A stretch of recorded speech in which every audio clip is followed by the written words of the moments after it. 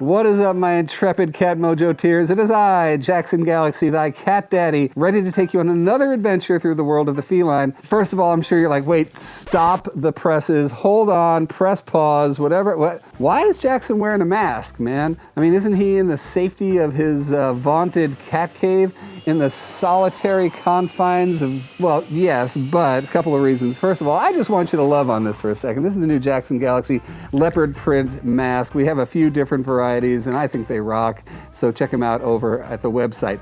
Now, that said, it's also because today's topic of the scoop is all about masks. So how do masks affect our relationship with cats? Well, let me talk about it a little bit, but first, let me take my mask off. So before we talk about how cats perceive us in masks, let's just think for a second about how we perceive each other in masks. Think about what used to happen when we would walk by someone in the street, and I'd walk by you and just that. As I walk by, a little smile, a little glint in the eye, we keep walking. Or, I don't really want anything to do with you, so I'll just give you a quick glance, right? We do that, quick glance, keep walking. Or, head down, keep walking. Now, let's do that with a mask. Now, when I'm walking by you in the street, and I do that same thing, and just to be clear, this is the, sort of genuine, hey, how are you, neighbor? Or maybe I'll add the nod. Not much, man. You're not getting much from me. So now I'm walking by you and I'm gauging you, and maybe I don't want to give you the whole, because I don't know who you are. Okay, here we go. You see how quick that was?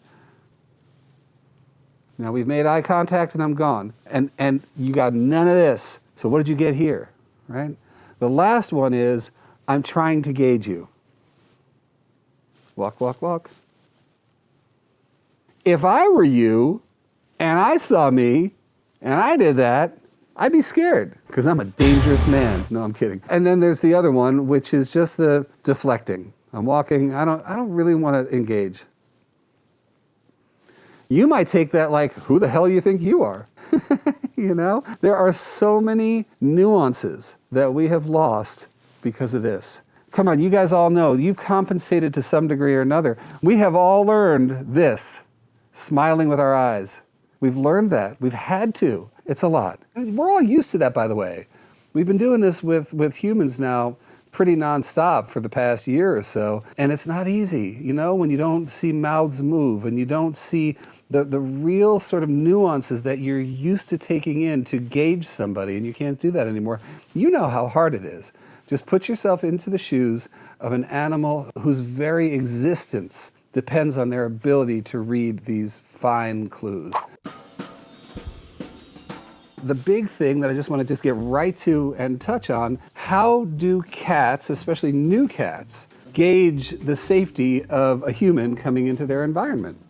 The whole thing. It's the whole thing. And not just the whole thing, the whole thing, the whole thing. So we're taking away a big chunk of that thing and reducing this whole thing to this. Don't forget, cats in the middle of the food chain. Half the time hunting, half the time being hunted. Their head's got to be on a swivel, and they've got to be able to gauge friend or foe just like that, so that fight or flight kick in if they need to prevent being kicked in. And one of the big mistakes that humans make when they meet a cat for the first time is, hi, how are you? See what I'm doing right now? I am staring right in your eyes because you're a cat. I'm not a cat. You're a cat. I'm a human. So I come to you and I say, hi, Miss New Cat, how are you?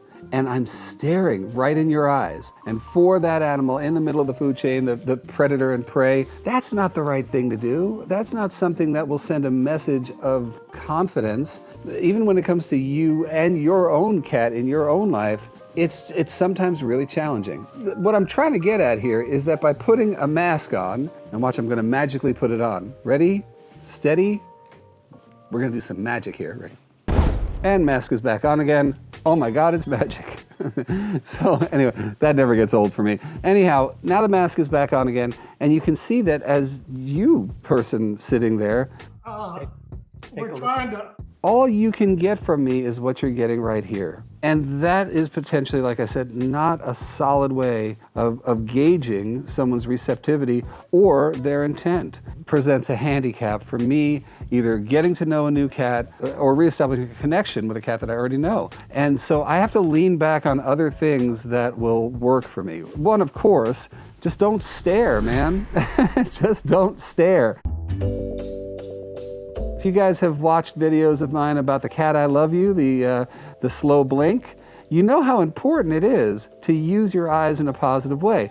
So the secret to the cat I love you, and check out the video over my head and you'll see all about the cat I love you, but it is a really great way of introducing yourself to a cat, because what I ask you to do is relax your eyes. Instead of staring when you first meet a cat, relax your eyes and go into that slow blink. Just absolutely melt your eyes together and up again. You're sending that message of, I love you. We're hoping that they blink back, I love you back, which I'm telling you guys, try it, it's amazing. But the idea is, I trust you. And that is, I'm softening my eyes. You see how that completely changes everything about this part of me, as opposed to this.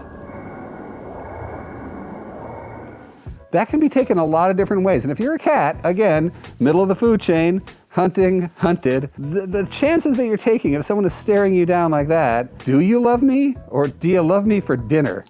You know, that it could go either way. So that's why the soft eyes work so well. The reason I'm bringing up the cat I love you is it shows you how huge the use of eyes are when it comes to your communication with cats.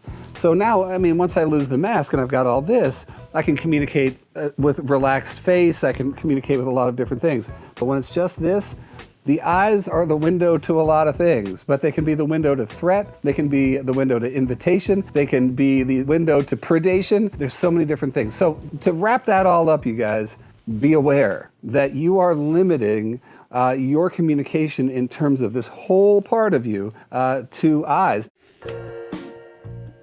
My advice to you is only based on what I have found successful for me. Of course, that cat I love you is a great way to start because it's about softening your eyes. But the other part of it is this, you guys. I think we've tended to become even more sort of demonstrative with our hands and the rest of our bodies when we're losing our mouths in the process of communication with others. Drop the hands, man. I mean, really don't impose yourself onto an animal in that way. And you might not think of this as an imposition, but I'm telling you this, I don't care whether it's your cat or whether it's your friend's cat. Right now, go over to your cat, lean over the top of them and talk like this.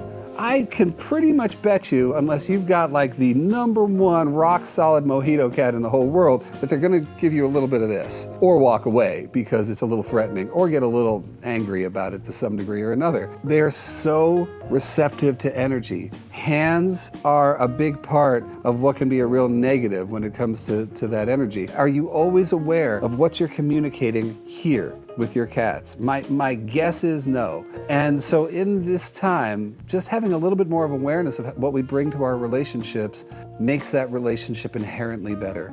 We can't expect them to know what we're thinking. I mean, I could walk into my house tonight with my mask on, and if I weren't to say anything to my wife, just walk in there and make her guess what's going on behind that mask. We're talking about somebody who knows me better than anyone else on the planet. And she might have a moment of going, happy or sad? Angry or sad? Happy? And if that's the guess that she's making, our cats are going to be doing the same thing. We read energy off each other, and let's face it, a lot of that energy comes from our face. Who would have thought, man? Who would have thought? Anyway, that's the scoop. I'm not giving you a lot that you might not already know about what's going on in the communication with you and your cats, but man, masks have changed everything for the good of this whole planet. But, you know, it gives us a moment to think about how it affects our relationships and how we can maneuver around it without compromising the value of those relationships. There it is, you guys. In the meantime, go get yourself one of these, or 3 or 4, man, because they come in great colors. And okay, I'm going off right now. JacksonGalaxy.com. Woohoo! So until the next time we meet, this is Jackson Galaxy, your cat daddy, saying all light, all love, and all mojo to you.